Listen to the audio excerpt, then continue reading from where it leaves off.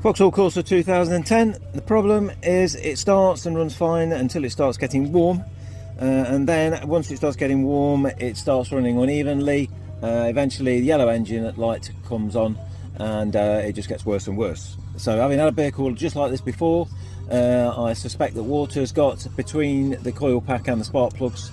The water becomes steam and increasingly the spark is arcing across between the plug and the cylinder head rather than where it should be. So we've got to take the coil pack off, establish shifter's water there, dry it out, reassemble it and see what we can do to prevent it happening again.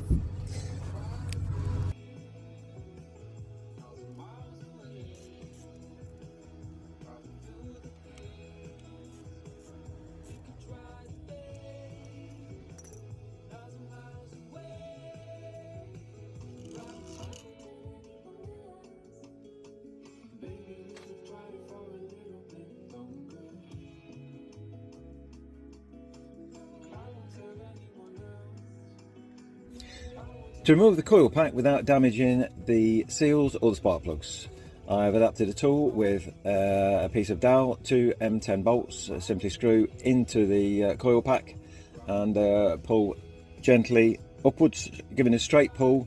This will lessen the chance of any damage to the spark plugs or the coil.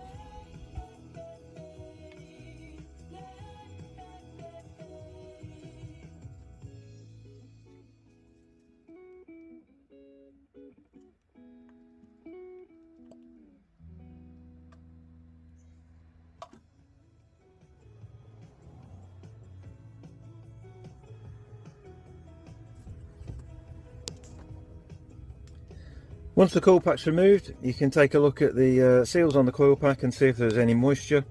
And so start looking at this one, and there is moisture, as you can see on there, below the level of the seal. So therefore there will be inevitably moisture in and around the spark plug, which when the engine warms up will become steam and cause the intermittent misfire and the eventually yellow engine lights come on.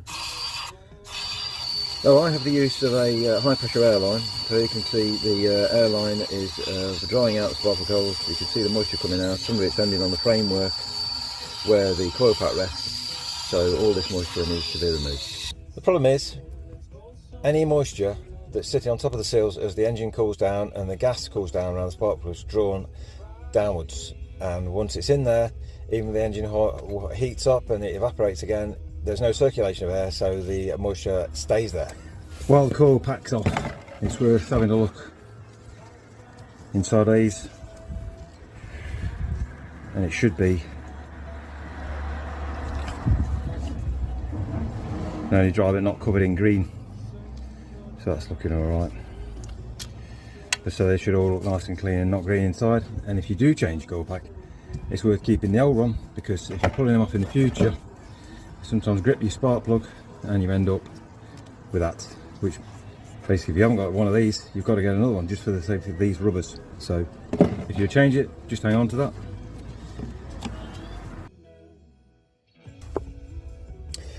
In the case where you didn't have the use of an airline, you could try and dry out using blotting paper or something similar around the bottom of the spark plugs, and then reassemble the coil pack, start the engine and run it till it's nice and warm, and then stop the engine, remove the coil pack and allow the engine to cool down with the coil pack removed, and any remaining moisture should hopefully evaporate.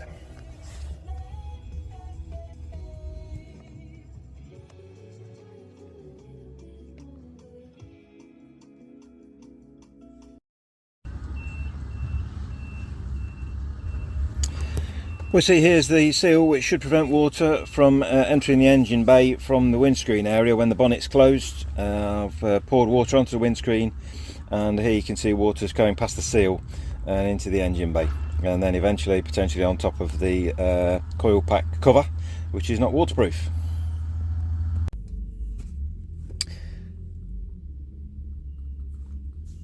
So now the rubber seal has had a clean, it's had a spray with a silicone lube, refitted, and the bonnet where it touches the seal particularly has been cleaned as well, so that seal now should be a lot better.